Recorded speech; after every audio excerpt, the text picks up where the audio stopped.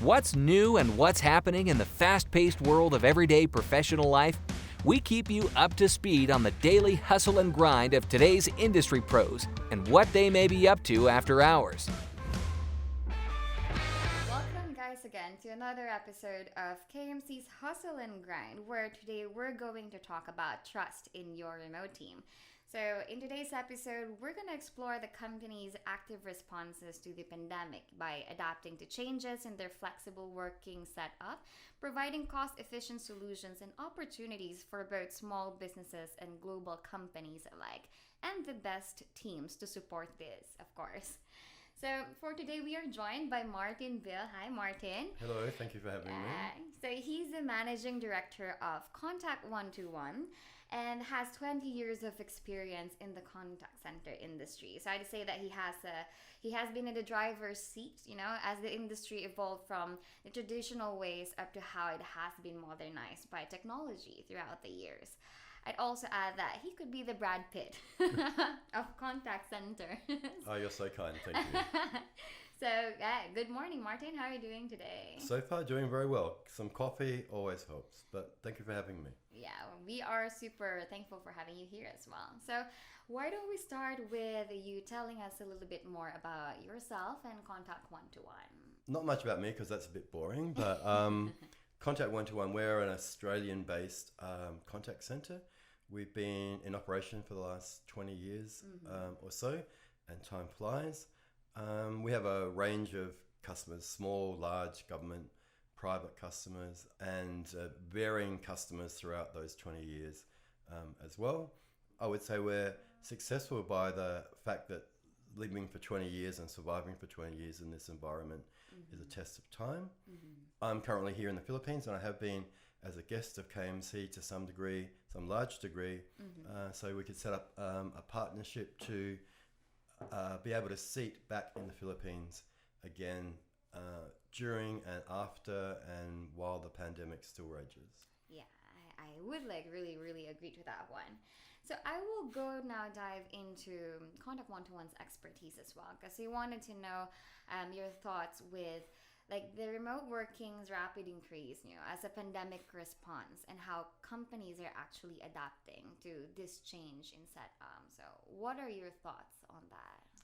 Sure, I think it's really interesting that 12 months ago there was people dragging their feet saying remote working will never work. And then literally overnight, and for some companies, one of them was us, we moved from work at office 100% to must work remote because of coronavirus. And I know we face a whole bunch of challenges, and many organizations around the world faced a lot of challenges in being able to do so. Some did it very well, very quickly. Some, unfortunately, I think are still dragging their feet. But it's now become a necessary reality. Yeah. But over the last 12 months, I think it's amazing to see that those organizations and industry where remote work is possible, feasible, and productive are now seeing that this balance between work and life in a remote setting, and remote settings don't necessarily need to be only at home, but in remote settings are proving so beneficial to people as a whole and as individuals, that offers them a better way, more productive way, more happier way to work. And that makes a lot of sense. Yeah. I know that means a lot of change for a lot of organizations and a lot of cities where for the last 100 years or so, people have piled into cities because that's where the central infrastructure is, the offices, and all the supportive services. 100 years ago, most of us lived in villages and just worked around the place. But then we were forced to work in cities, which is fine.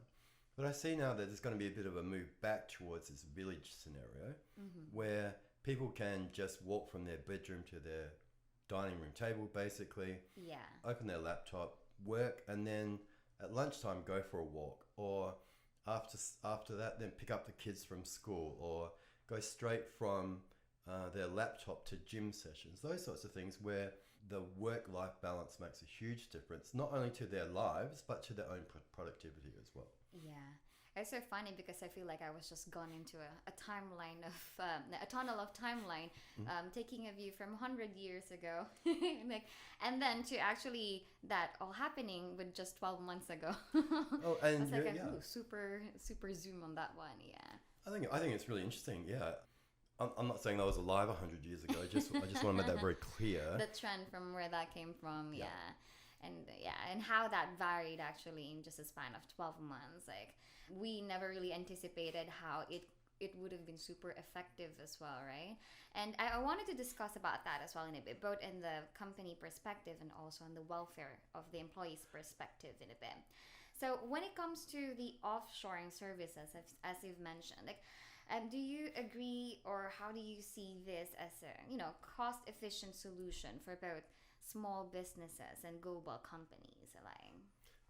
One thing is about remote working now, and I think this is really, really critical change that working through the pandemic has brought about, and it's now not necessarily just a local thing, but this ability to work remote, the need to be part of a team, but a team that can be virtual, means that you don't need to be looking for necessarily a single limited physical location for resources. So like 12 plus months ago, okay, you might have an office in, say, downtown Makati, and your area for finding people might be within a 50k radius, because that's the limit time-wise that people would be willing to travel there and back. Yeah. And for a lot of those people, especially in places like the Philippines, that's a 2-hour trip there and back. That's 4 hours per day that they're not with their family or doing what they could be doing. But the limitation was 50 Ks, for example. Now, I understand in some countries, and Philippines is a great example, where there would be one in Makati and another one in Alabang and another one in Cebu. So it could be mixed up a little bit. But the idea of virtual teams was very difficult.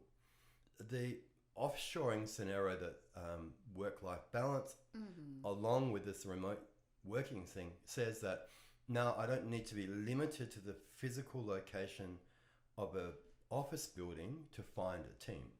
For example, here we have in the Philippines probably 10 to 20 million capable people, whether they live in downtown Makati or in rural Surigao, for example, who are able to be part of a virtual team to support customers. Yeah. And then the difference is about training, it's about quality of service, about good knowledge, and enabling those people to do the right thing for their organizations along the way. Yeah, I really agree with that one. Well, when you mentioned like the training, and then of course like the operations, and maybe making sure of the employees' productivity. So how do you think does like the latest digital and technological innovations, as overall part of the solutions for this offshored team members work? And of course, as we mentioned, like help track the team's productivity, given that they're situated so far from the headquarters. Like, how is it made possible by this kind of technology? Sure. One of the good things about contact center technology is that whether it was physically in an office or outside of the office, there is a lot of inbuilt ability to track individuals and team performance. And that mixes in with really solid KPIs and service level agreements that are in line with customers' expectations and requirements, but also within the organization's expectations and requirements.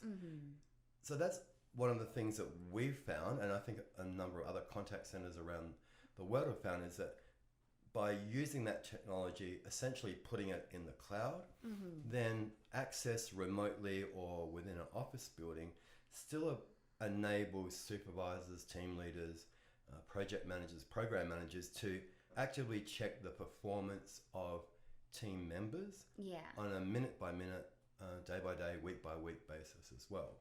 It also, that technology now enables the ability to report, not necessarily always out of the contact center technology, but put it into a Power BI stuff or SQL, so that active, sensible reports can go back internally but also back to the customers.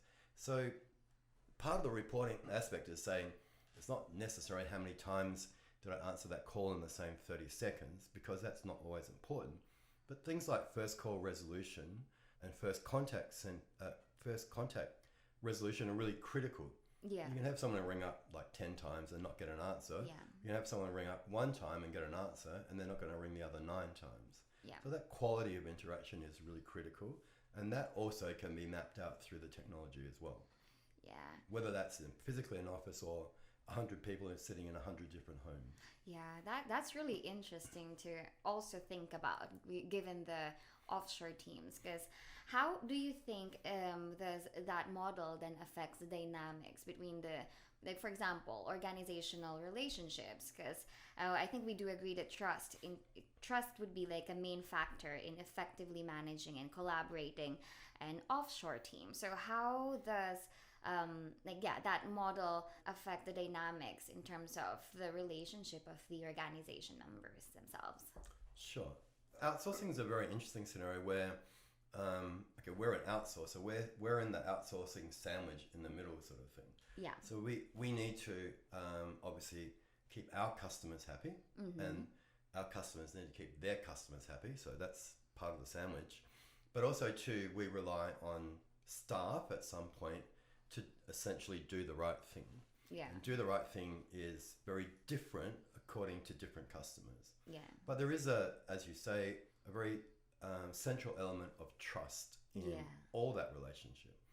And trust is something that is critical to the success of every relationship, whether it's a personal relationship or one we have with your parents or your children. But establishing trust across all those lines is really important. Trust comes with honesty, openness, accountability, all those sorts of things. Yeah. And those bits are really critical in all the relationship bits.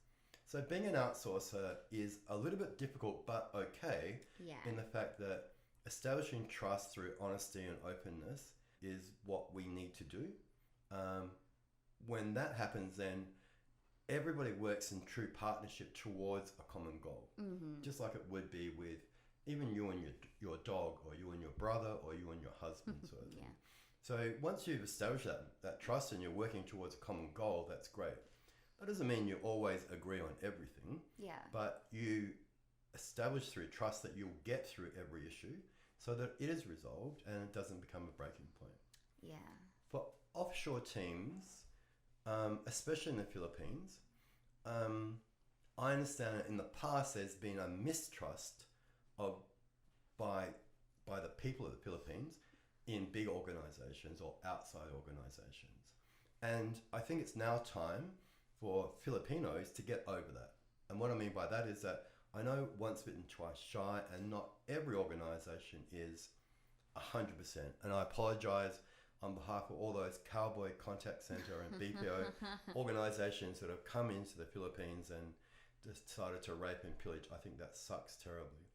But in any relationship where trust is, you have to take a step towards the middle of trust. And that, I think, is very important. Yeah, and I'd like to add to that. I think that, as you've mentioned, like, trust depends on the kind of relationship that one party has to the other. And I think it's important that both parties are like in good headspace or in good, I don't know, maybe it's like psychological, emotional, mental state. And I think that can also be mitigated by having proper engagements or actually having spaces for you to have that interaction outside just the boundaries of work, for example, or reporting. So yeah, it's really good because I wanted to highlight that, I guess, for KMC and its members and employees, there have been a lot of engagement activities that our marketing team also like rolls out on a weekly, monthly basis, and it gives that dynamics that there's still regular check-ins in terms of their wellness, like what they might be like going through, at the same time give them proper areas and to actually express themselves outside work Yeah, and hopefully in a couple of years, I don't know how far like being back to normal would go, but yeah, essentially there's a lot of events as well being held like physically before like a year ago, wherein people, even though they are part of a dedicated team for a client, they're still part of a bigger community. So there's a sense of belongingness there, which gives them like the proper headspace to also trust not only their employers, their team members, but also like KMC, for example, as the one who's helping them with all this, HR and payroll, and them being part of the bigger community. So it's good that you've actually highlighted that. Look, I agree 100%. One of the other key aspects in any good relationship is mutual respect. Exactly. And as a contact center organization, we've been in and out of the Philippines for around 10 years. Mm-hmm. And we've seen the cowboy organizations and don't like it. We took a lot of time to think about the right partnership to be involved with, again, in the Philippines. And the choice to use KMC was well-founded, but a lot of that is based on KMC's respect for their staff, mm-hmm. and KMC staff respect for KMC, which is brought about a lot by your interaction with your staff, the way that you treat them as human beings and respectful, provide those clear lines for if I have a problem, then you can try and get it fixed at least. Yeah. I think it's really critical, and I applaud KMC. I know you guys have been around for 10 years, but I really applaud KMC for their attitude from the very beginning of the pandemic. That's not to say that it didn't happen for the 9 years previously, but since the pandemic, you guys have really shown a commitment back to not only your customers, but also your staff. So you understand this issue of trust, honesty, respect. Yeah. And I unfortunately have not seen it and don't continue to see it, often within the contact center and BPO space within the Philippines. And I congratulate KMC and your exec team and everybody that works here for that. It certainly shines above many, many others here. That's really great to hear. I think that speaks a lot about the culture, right? And I think it comes from a diverse background of people coming from different countries, different walks of life, that just becomes like super combined all together in this really great melting pot of a company. So with regards to that, because I feel like there's really like a warm, embracing culture there. But for you, like business-wise, maybe like welfare-wise as well, like why do you think is the Philippines, the best destination to outsource your offshore team? Sure. I think certainly at the moment, the Philippines has offered a way through maintaining operations throughout the pandemic and likely over the next, say, 2 to 3 years. Mm-hmm. And I think that's very important. There were some countries, organizations, areas that suffered very, very badly through not being able to get through the initial onslaughts and ongoing effect of coronavirus. But the Philippines, by and large, has been able to do that largely as off the back of the support of organizations such as KMC. At the same time, it still offers a cost quality matrix that is really very, very good. That's not to say always that the lowest cost is the best answer or that the highest quality is the best answer. Mm-hmm. But the Philippines, given the variety and number of people that people themselves, given their experience and education, can provide that mix of cost and quality basically on a menu item, I think makes it very, very important as well.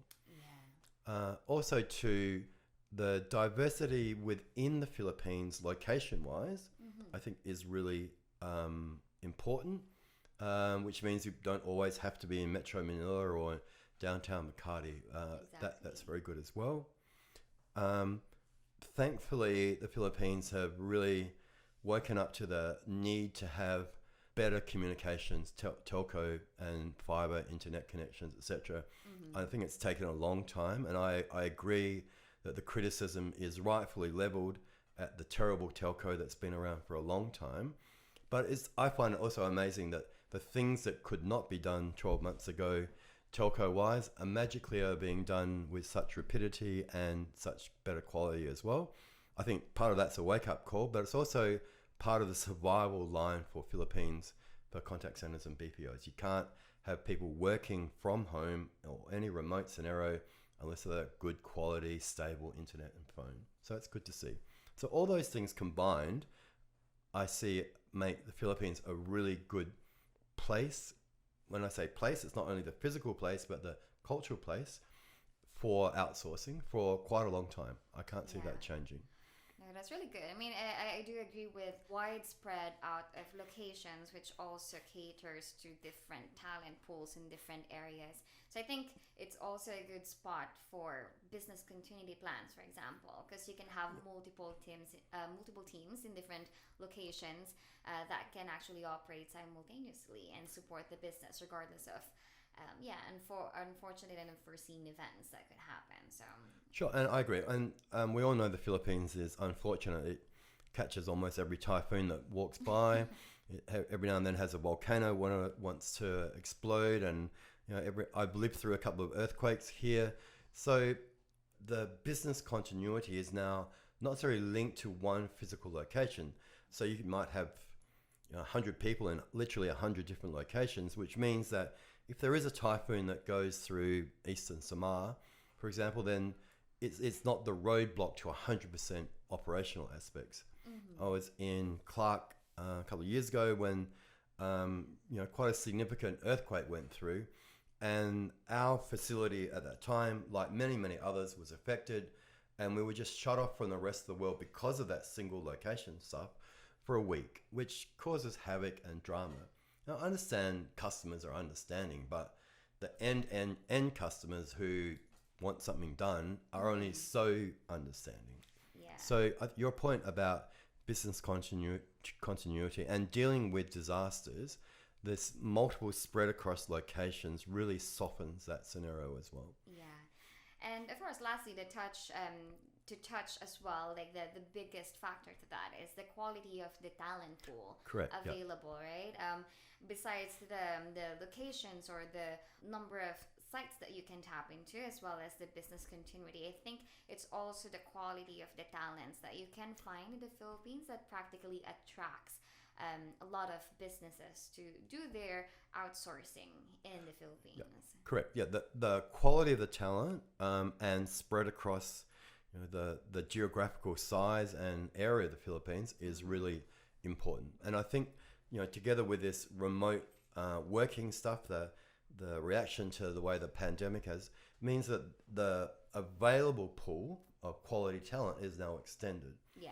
And certainly one of our key points for engaging with KMC is because, and I'm not trying to necessarily push your marketing, but I really appreciate it. Your 3H scenario where you have this flexible ability for quality talent to be almost anywhere and well supported. Yeah. And I think that's really critical. One of the things that we saw and many other organizations around the world saw was almost an excuse to deliver poor quality contact center services from the beginning of the effect of the pandemic 12 months ago. And a lot of organizations are now taking that as almost like, let me just move that into the future. Consumers are getting a little bit smarter. They're going to go, I'm not going to sit on hold in a chat session for an hour because I want to change my address. Okay, that's just not going to work. So it's time to grow up, if that makes sense, and say we're not going back to the old normal. The new normal means that we're going to use technology, quality people, well-trained, well-supported, good technology everywhere to deliver proper customer services and not rely on this, I'm sorry, there's a pandemic. The pandemic effect's going to be felt here in the Philippines for at least 3 more years and globally for 7 years. So you can't rely on that crutch forever, I think. So time to grow up, engage with good quality people, good organizations, well respected, be honest and work in true partnership to deliver proper stuff back to consumers. Yeah. I highly agree with what you have said, and I guess the best way to wrap it up is a quotation that you have shared with me in one of our meetings before. Only It's one? non-verbatim. It's non-verbatim, but I remember you saying, or questioning, like, why hire talents, the best talents within the area, when you can hire the best talents fit for the role, Correct. wherever they could be, right? Yeah. Yeah. And well remembered. I'm impressed. Of course, I was Yeah. like thinking, oh, that could be a spiel that I can use in every conversation. Well, I have a copyright on that, but take it anyway. Yeah. But yes, but that's exactly right. So Yeah. so 12 months ago, the talent was restricted to the geographical area of your office. Yeah. And okay, I appreciate you have 26 offices, but still geographically limited to that. That means, in theory, nobody in Davao could possibly work for KMC because you don't have an office there. So if you have someone who's spectacular, then they're cut out of the equation, or they've got to come to Manila. Okay, so why not give them opportunity? This issue about work-life balance increases performance and increases staff engagement. And why would that not be the case?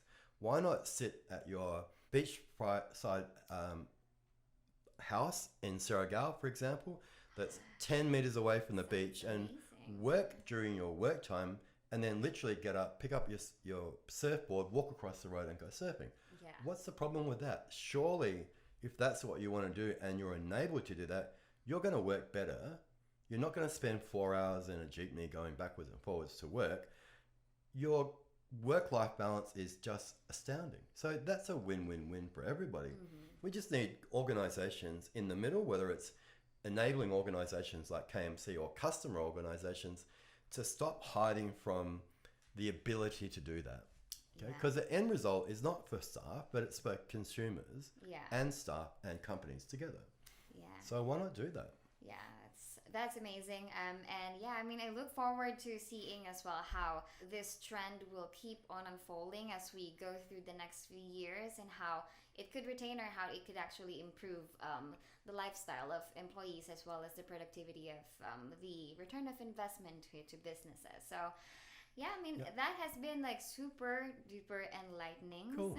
Excellent. So thank you for sharing us your thoughts and like perceptions in this, Martin. My pleasure. My Yeah, pleasure. I'm pretty sure that all our listeners actually have picked up a great deal of information and how this model actually helps and will help them. And yeah, we look forward to working more with Contact One-to-One and helping more companies actually achieve this new trend or new solution. Cool. And we look forward to working together with KMC. That partnership, I think, is really critical. Look, I'm not too sure within your podcast ability whether you have listeners able to join a conversation or provide some comments back as well, because I understand it's not necessarily a touchy subject, but there's a lot of different points of view, which maybe some of the listeners to this podcast might want to jump in on the conversation as such. And if there's anything that you think I can respond to on that and have good, possible, lively, positive conversations, then I'd be happy to continue to do so. Yeah, I'm sure that this will be posted in some of our social media channels as well. Okay, so great. if there would be questions, or if they want to be in touch with Contact One-to-One, of course, they're more than welcome to also just relay their questions or comments through KMC, and we'll make sure to assist them with that. Great, excellent. All right, so And Alex, I'm not sure how many times you've done this, but you're a great host. oh, thank you so much. Cool. It has been a pleasure having you here, Martin. So Thank you again. thank you, and have a great rest of your day. I will, I promise. Thank you. Thank you. Cool.